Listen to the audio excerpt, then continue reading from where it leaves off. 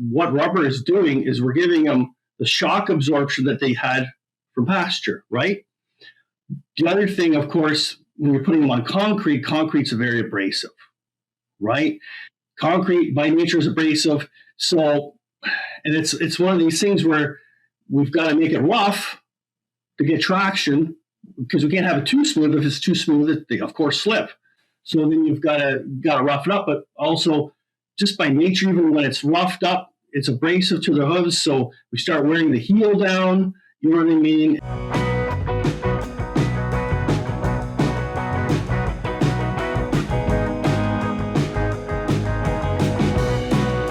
Hello and welcome back to the Dairy Podcast Show, brought to you by Wisenetics. My name is Barry Bradford from Michigan State University. Today I'm very pleased to welcome to the show Martin Folkema, who's a product manager at Agri-Comfort.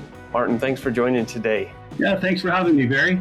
So you're based in Canada, is that correct? Correct. Yeah, we're right beside you here in Ontario. Okay, very good.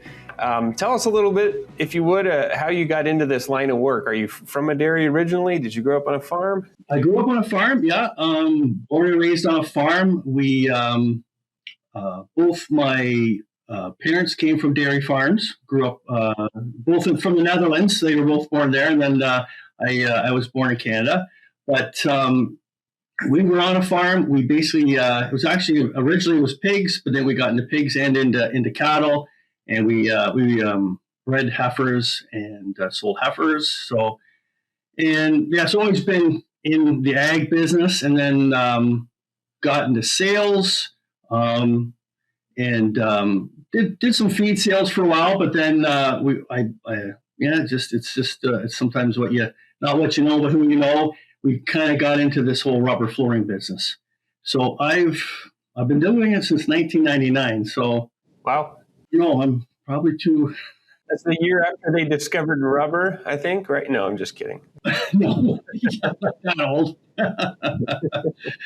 So I've been, like I said, I've been passionate about rubber flooring and what it does for dairy cows since that time, and I've always been doing it. Not the same product as I started with. There's been a lot of innovative things have come along, and but yeah, still passionate about cow comfort and what rubber does for cow comfort. That's awesome. Maybe tell us a little bit about the company you work with then, Agri-Comfort. Right. Yeah, just help us understand more about the business, if you would. Sure. So Agri-Comfort is a division of Agri-Plastics manufacturing. So Agri-Plastics, a lot of people know that name. It's calf housing, whether it's hutches or indoor pens. And I guess it's about 6 years ago, the owner, Darren Van Buren, approached me about working together because I've been doing the rubber side with, mature cows. And he kind of wanted to round out the company. And so, yeah, I basically became a division of Agri-Plastics. And then I do kind of the same thing I always did, but on a larger scale with Darren, because he's Agri-Plastics is an international company. So has that taken you around the world a little bit? Yeah, I've seen a lot. You grow up in a little small town and you kind of know all the local neighbors. But I've done a lot of traveling, seen a lot of. It opens your eyes too to a lot. There's a lot of different ways to dairy, a lot of different ways to approach the same problems and have the. Yeah, it's been a growing curve for sure. That's pretty cool. Yeah. Every dairy producer knows longevity doesn't happen by accident. Agri-Comfort, the cow comfort specialists, design rubber flooring and stall products that help support mobility and keep cows productive longer. It's about creating an environment where cows can perform year after year, because when she stays healthy and productive longer, that becomes part of your story. Agri-Comfort, because her longevity is your legacy. Visit agri-comfort.com to learn more. Well, I guess probably the main reason we think about rubber flooring on dairies is because of that perennial problem of lameness that sometimes I explain to people outside the industry that we'd have mastitis for probably hundreds of years, fighting it constantly. And, we have a solution for this partially by putting concrete down. We don't have cows laying in mud, right? Right. Well, and then we create another problem. It's probably not as bad, but it's a headache. So do you have kind of up-to-date numbers on how big of a problem lameness is? Yeah, I did a little bit of homework before the podcast, but It's prevalent. It's everywhere. I think it depends where you read it and who you read it from, but it seems like 30%, 35% of cows have lameness. But an interesting one I did look up is after they did a whole bunch of numbers after culled cows, and the subclinical lameness was 74%. Okay, among the ones that are getting shipped. Okay. Yeah. So I think probably lameness is probably the cause of a lot of mastitis issues and even reproductive issues because, with milk production, like if they're not going to lay down or not going to eat at the manger, their T sphincter is not going to close for them. And if they got a sore foot, they're not going to stand for being in heat, right? If they got a sore foot. So those are kind of the numbers I've heard. It's interesting too because I think probably the industry, like what I've seen now since I started doing rubber, when I started, back early 2000s, there wasn't a lot of information out there on rubber because not a lot of people were using rubber. Okay. And thank goodness for Google, I started looking up effects of concrete on cows and how, because when we got into, it was a family business when we first started with the rubber. And there was a company we worked with, and some of their local people were just seeing phenomenal differences on the cows on rubber because, number one, the gaits were like the strides were longer on the cows. Cows that might have been limping on concrete got them onto rubber, and suddenly they were walking better, And I thought, well, if I'm going to, dedicate a lot of time in a career to this, I got to know why it's good or how I can justify selling it to it, and I have to believe it myself, of course, right?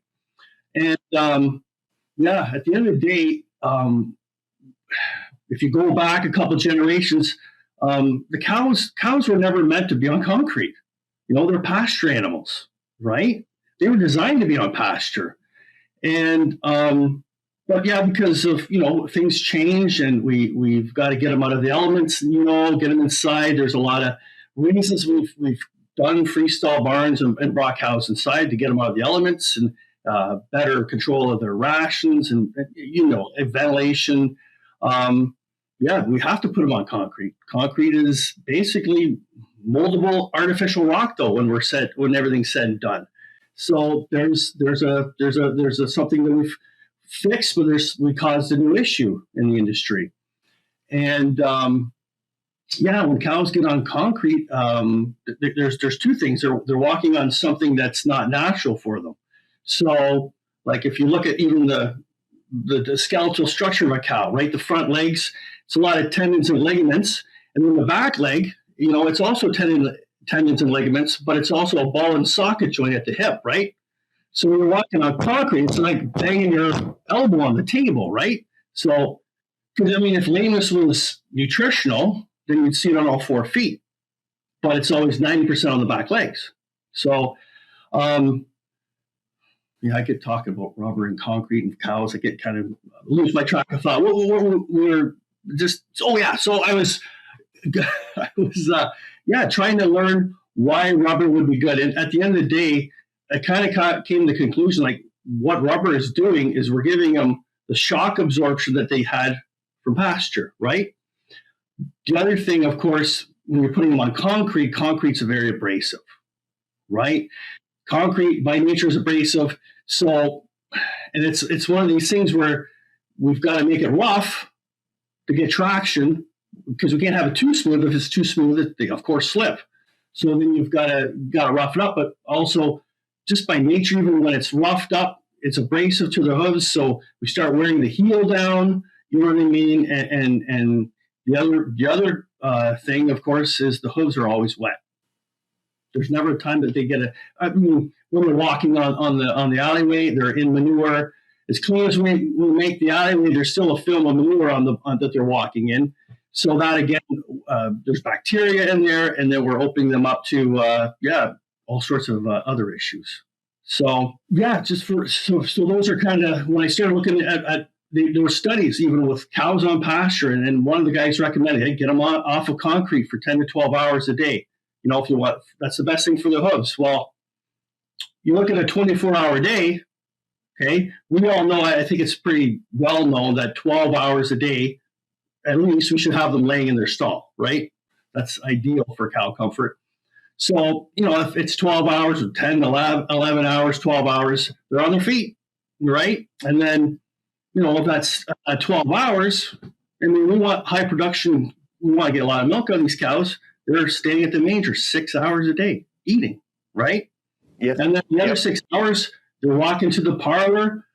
They're socializing. They're drinking water. I mean, we put activity monitors on them for a reason, right? To catch them in heat. So they've got to have good feet and legs.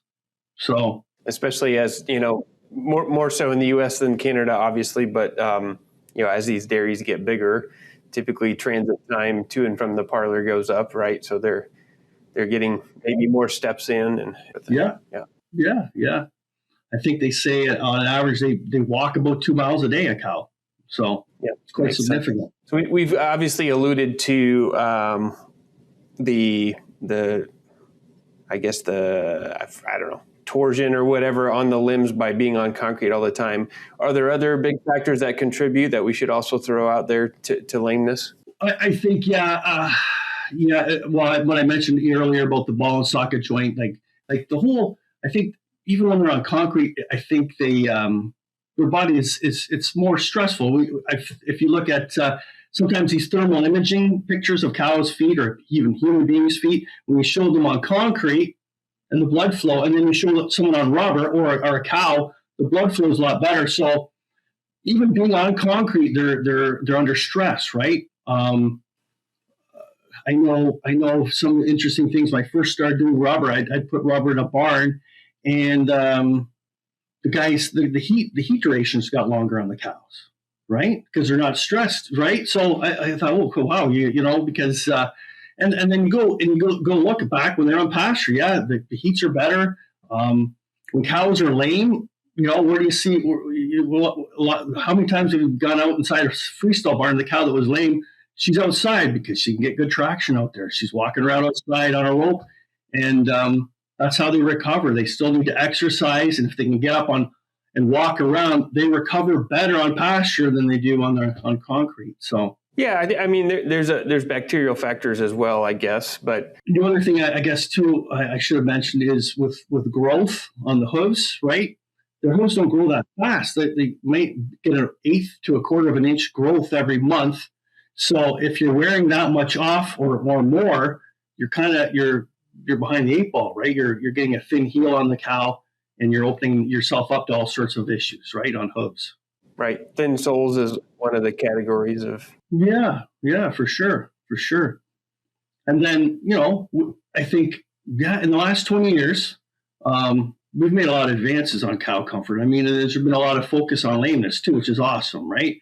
A lot of hoof trimmers, a lot of hoof trimming courses, a lot of education on hoof trimming, right? We've got to get the right angle, get them, fixing all the issues with hooves and stuff, and getting the wear points where they need to be. Things have advanced with nutrition. We're better with nutrition than we were 20 years ago. Everything. Ventilation's changed a lot in 20 years. Stall. I think we're good on stall measurements and stuff, right? But the most interesting thing to me, I find, is in all those improvements we made in the last 20 years, our cull rates haven't gone any better. We still are around, on average, 2.5 lactations, right? And then, I mean, there's lots of information out there, but normally when you raise your own heifers or you farm them out, it takes about 1.8 lactations to recover all that investment you made on the cow. So if you're sitting at 1.8 and you're only at 2.5, that's, and then to add to that, when we go from 3 lactations to 4 lactations, that's where you meet the optimal milk production of that cow. Well, are there studies out there that have been done that have shown a reduction in lameness or other benefits after introducing rubber flooring? There is. And if you Google Journal of Dairy Science, you will find a lot of information out there. and this is kind of a little bit of a lament for me to bring up, but if you look up all this information about the benefits of rubber flooring, all the research is 20 years ago, and it was very positive research. And then we haven't been, and I don't know who to contact in the Journal of Dairy Science. Maybe you do, but yeah, there hasn't been a lot of research since then.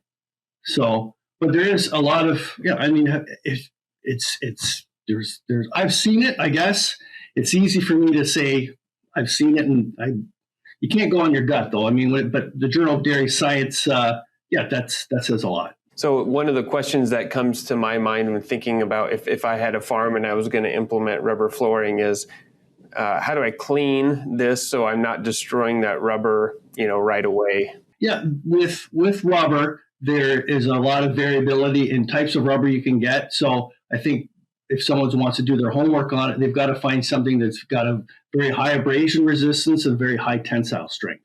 Okay, so and there's different products out there. Some are recycled, some are revulcanized, and then some are just vulcanized once. So you want to go for something that's a virgin rubber compound. You don't want to have something that's been recycled. Because it breaks down quicker then, if that's the case? Yeah. The bacteria and the nature of manure is not good with recycled rubber. Okay. But then, of course, you think about skid steers and different types of cleaning equipment. You've got to have something that's it's a fine line. You've got to have enough deflection in the rubber that the cows get some traction from it, but you also can't have it too soft that it stretches. Okay. But then, heavy equipment, it's got to stand up to heavy equipment and heavy traffic too from cows, right? The larger the dairy, if you have a 2,500 cow dairy and all the cows are going in the same area, or you have a 25,000 cow dairy, well, that's 10 times more cows, of course. So normally you like to see at least 10 years out of a rubber floor or more, but that should be a benchmark for sure. What about doing the math on return on investment? I'm sure you've seen lots of advantages, but some of those things it's hard to put a hard number to, right? To sort of amortize this over 10 years and say it's going to actually pay off in 3 years or whatever. How do you kind of walk people through that? Yeah, and you're right. There's so many variables you can look at, right? Like better heats. Yeah, you never want to promise more milk production if the cows are going to stay at the manger longer. That's a no. I think the one I always think about, or I like to talk about, is called cow longevity, right? Like I said, if you like a third lactation cow has a 6,400 pound milk advantage over a first lactation cow. So, and if you go from 2.5 to 3.5, you double your profit on that cow, right? So that's where I kind of put my focus on, like replacement costs. I mean, in this market, but I used to say $2,500, but that's not even a realistic number now for replacement. So we're with things that are changing in the industry. Yeah, it's I think the focus on cow longevity is going to get more and more as we have more dairy beef being funneled off, and we're breeding just the right amount of heifers for replacements. Then cow longevity is going to get more focused going forward. And I don't know exactly what you recommend, but certainly I've seen lots of farms do different strategies in terms of, I've seen like entire barns, with rubber floors. I've seen just the walkway to the parlor and kind of everything in between. Do you have like a hierarchy that you recommend in terms of the biggest benefits? Definitely. I mean, when you mentioned return on investment, I do believe that manger along the manger is probably your quickest payback, right? Like we talked earlier, 6 hours a day in front of the manger, that's significant. That would be number one in my mind, but then parlors and holding areas too, when they're getting almost 22 hours of action with cows being milked, that's another big priority. When the cows turn, they pivot on their back legs. So there's an area, like say in the parlor, where they're always turning there. That of course is a big priority. So yeah, I think with rubber, you can put it everywhere. I think there's a lot of questions in people's mind if someone does rubber in the whole barn. And there's been some misconceptions, I think, in the industry with that. with rubber flooring. One of it is if you put rubber everywhere, well, there's nothing left to wear the cow's hooves down, right? There's an idea that you need the concrete to wear the hooves, otherwise they're going to grow too long. Well, I don't. I mean, when we talk about an eighth of an inch, a quarter of an inch of growth a month, and then most people are trimming at least twice a year. Each cow's getting trimmed. There's not a big danger in that. I've had it where a customer put all rubber in the barn, and the hoof trimmer told him not to do it. The vet told him not to do it. Somehow he listened to me and he did do it. and interesting enough, a year and a half later, the hoof trimmer swore by rubber. He loved it. Is that right? Interesting. But what happened is he had more maintenance trimming, but the heels are thicker. So it was just maintenance, not less wraps, less fix-it jobs. And then the idea is with rubber flooring that the hooves will grow. There's nothing to wear them down, so they're going to grow faster. Well, that is true. That is true because they're not wearing down. But the interesting thing is when cows are on rubber like over a year and a half, the hoof growth slows down. Okay, because the corium in the hoof isn't irritated anymore because it's a natural defense mechanism when it's doing this, that it's accelerating hoof growth. So when they're on rubber, which is again like pasture, that corium is not as irritated as much. The growth is still there, but it's not irritated. So the growth slows down. And the other thing I've had said before too, Barry, is if you go all rubber, the cows are all going to lay in the alleyway. Nobody's going to lay in the stalls anymore because it's too comfortable, right? So I'm not going to tell you, I've never seen a cow lay in the alleyway on rubber. That has happened. But usually you got to ask yourself, there's more to the equation, right? Like maybe they're over 20% overstocked. Maybe those first calvers came off of a pack barn before, so they weren't used to laying in a free stall anyway. But then, the big rule of thumb is if they're laying in the alleyway or not in the stall, you got to look at your stall. Obviously, your stall is not comfortable enough if they're choosing to lay on the floor over the stall. So makes sense.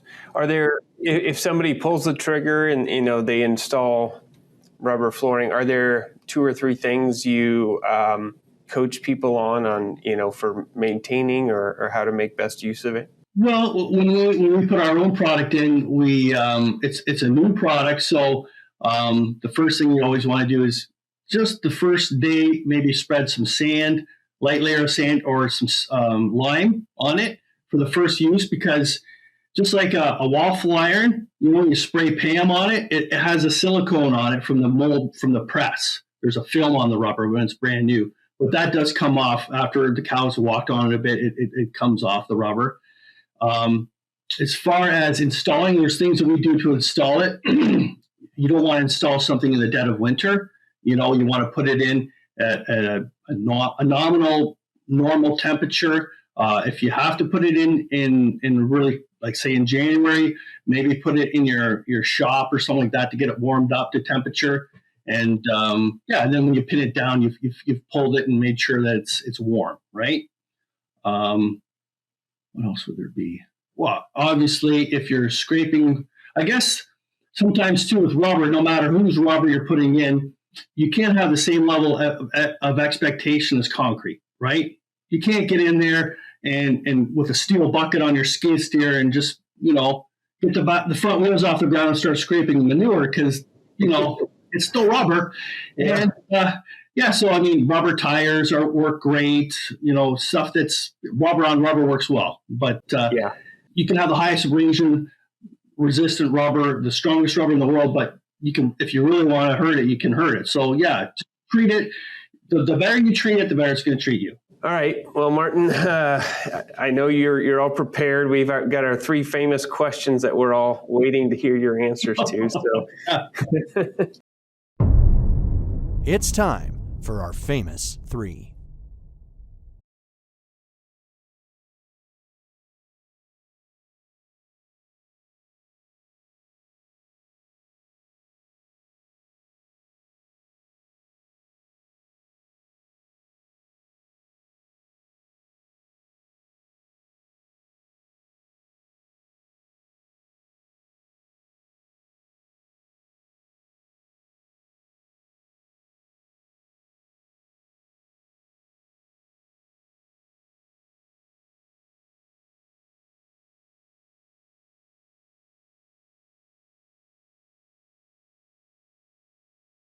First one is, what's your favorite dairy-related book or resource? Well, I even have it with me because it's the Manual of Foot Care in Cattle. It was a publication by Hordes Dairyman.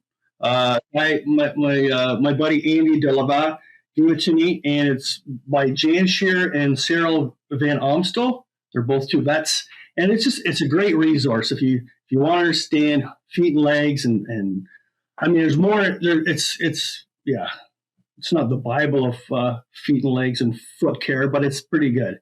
So sounds good. That makes sense. Yeah. What about your favorite book or resource outside of agriculture? I guess it's the Bible. I don't know. I mean, it sounds like it's a pan answer, but no, I like the Bible. I actually, I read a lot of theology books actually about the Bible because it's such an old book. It's an ancient book, and it's neat to kind of to learn the stories and history of all that stuff that's in there, because you can't just read it at face value. Sometimes you got to kind of dig deeper to find out what. It's a whole different era. It's ancient times. So what were things like back then? And it gives you a new set of eyes when you read a story in the Bible. That's what So. Yeah, when you learn some of the customs they're referring to, it puts a really different light on some of the stories, right? Right. Yeah. So. All right.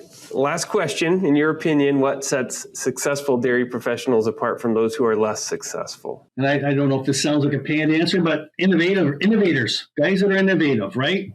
I think the whole dairy industry has gotten to where it is today with dairy farmers that are innovative. They're trying new things. A lot of them think out of the box, right? And how do they look at a problem and then of course they see it every day because they're there every day and figure out a way to do it better.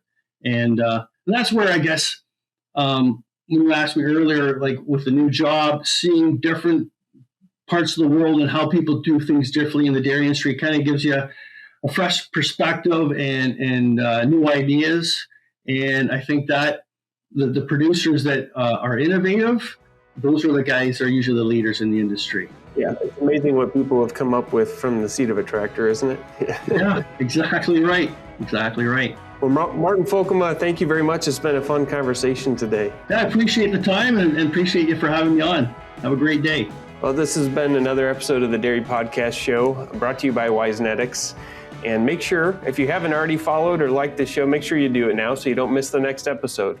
We'll see you then.